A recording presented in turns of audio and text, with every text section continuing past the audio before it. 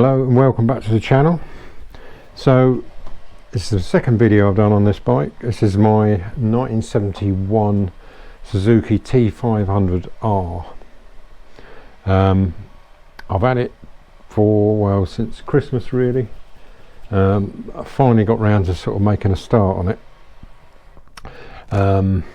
I think most of the stuff I explained in the previous video, I actually bought it off a friend of mine. And before that, another friend of mine owned it since about 1977, 78, around that time. The first friend who owned it I went to school with, and the second one I worked with when I first started work at Luton Borough Council. He owned it, and he owned it right up until I bought it at Christmas, basically. Yeah, so T500R. So it's, I think before that it was sort of Cobras and stuff like that. It was, I think the first model was just T500 and then Cobra and then T500R. That might not be exactly right, but something like that. But yeah, so it's a 71. I've actually got it running. I'm going to post a little video of it running. As you can see, it's a bit smoky in this video. But it did run all right, which is a good thing. I just wanted to hear it run because the last time it ran was 1998, and it was running okay then. It had the gearbox repaired. I think I showed you the receipt in the previous video I did on this in 1979, I think it was. And that was repaired at a dealer, and it had all the new gears in it, but it hasn't done that many miles since then. So I'm expecting the gearbox is fine. But as I say, I've had it running. All I did was took a few bits out of here, the airbox and stuff, cleaned the carbs. I didn't go to town on the carbs. I just cleaned all the jets and most of the muck out. It was really bad. It's still not brilliant, but it didn't matter for this, just to see if I could get it running. Clean the points. The points they look fairly new. They're obviously not new. They're at least 25 years old. It was the last time it was running. But I don't think it's done many miles since they were fitted. But anyway, cleaned them up and got a good spark, fuel, second-hand battery, and away it went. And as I said, run okay. Good enough to know that it doesn't, need any urgent attention to the barrels, and they're obviously, it's not got a huge amount of piston slap or anything, so the barrels are probably still okay, still usable. I should obviously be measuring all that up come the restoration. May even put new pistons in it, but I'm going to be doing the crankshaft, reconditioning it, and all the obvious stuff. Go right through the engine course. I plan to bead blast. Move this mic down a little bit. Tickling bottom of my chin. Bead blast the motor, or vapor blast, I should say. Yeah, that's what I did on my GT750, and I was really pleased with that. So yeah, all vapor blasted. Engine internals, of course. Yeah, go right through it. The mud guards, the front one's rechromable, the back one probably isn't, but we'll cross that bridge when I come to it. Same with the exhaust, possibly rechromable, possibly not. They get to a point where they've rotted that bad. The pit marks are so deep they show up in the chroming, but all this sort of stuff, the headlight and headlight brackets, will definitely re-chrome, no problem. Yeah, so I'm going to give it the full Monty, give it the full restoration. It's worth it. I got it at a good price, which I think is important these days. It's people are asking a lot of money for a restoration like this. As I say, this is a runner. This was just carb clean and points and the battery, and it runs okay. The clutch might be a bit stuck. I haven't tried that, but that doesn't matter, that will be dealt with when I strip it, obviously. I know it's charging okay, I tested that, so that's good news. So the electrics are awful, they're really really bad, as you can see.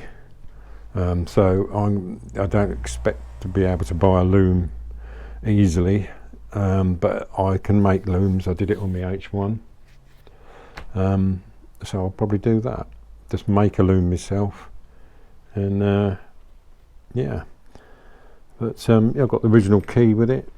I did notice in the bag of bits there's a brand new steering lock for it, because that's not on it, so that will be fitted, of course. The clocks could be a bit tricky. I've got another set of clocks, but they're off the later 75 T500. They're different, slightly different. They would fit and function and do the job, and they're in good condition, but I don't really want to use them because they're not for the 71, they're for a 75. This switch actually is not correct for this model. It should be aluminium, not black, aluminium. This looks a bit like a later, GT750 or even GT250 switch. Yeah, so someone's adapted it to fit, but it should really be an earlier type of switch. Yeah, so I'm looking forward to getting stuck into it.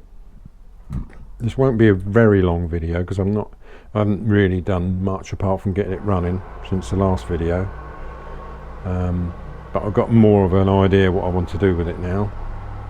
As I said, go to town a bit, get it really nice. It's worth spending the money on it. I got it for sort of under $1,000. As I said, it's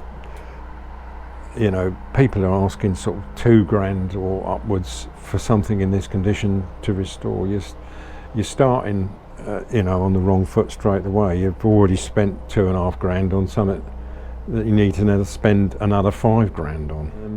And as I say, this had been sat in my mate's garden for years under a cover, thankfully, so it hasn't suffered too bad.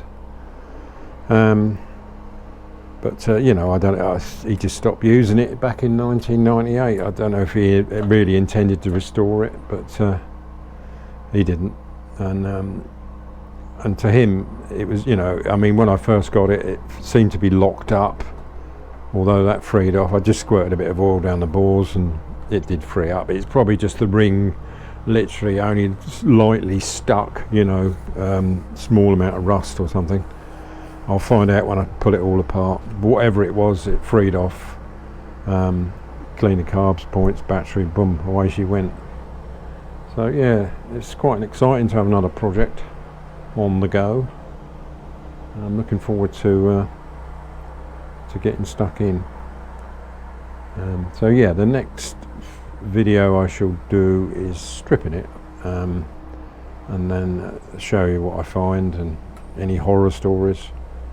There's a few little things I've found. There's on the auto lube or the CCI pipe, the banjo bolt had stripped in the oil tank, so I need to sort that out. But it's just something I found. I think it had been helicoiled actually, it looked like it, and the helicoils all come out like they do. But across that bridge when we come to it. I've started to look on eBay for spares. There seems to be quite a bit about for these. Yeah. So yes, onwards and upwards with it, and we'll see how she goes. Anyway, as I said, that's I can't think. I will show you a couple of close-ups of the wiring and stuff, as I said, and the rest of it looking a bit sorry for itself, but it's not bad at all. The rear shocks, I noticed the damping's gone in them, so they'll need another set of shocks. I think these are correct. I noticed on eBay, Legend Motorcycles, I think they do some for this, but it's got like a shroud about that long on the top, chrome piece there, which I don't think is right. I think these are right, but I want to try and keep it correct, as correct as possible. These grips are genuine, they've got the S on them, so I've also got another one up there, spare one, just one, but they're in good condition. There's no reason why I can't reuse them and get them off, without damaging them. There's a few things I want to do on the frame.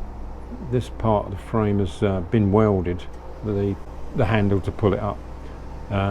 It's a good strong weld, but it's a bit hard. I can grind that off, before I get it painted. Do all that sort of thing on the frame. I'm going to sort out before it's painted. And I probably will use paint rather than, I don't know, we'll see.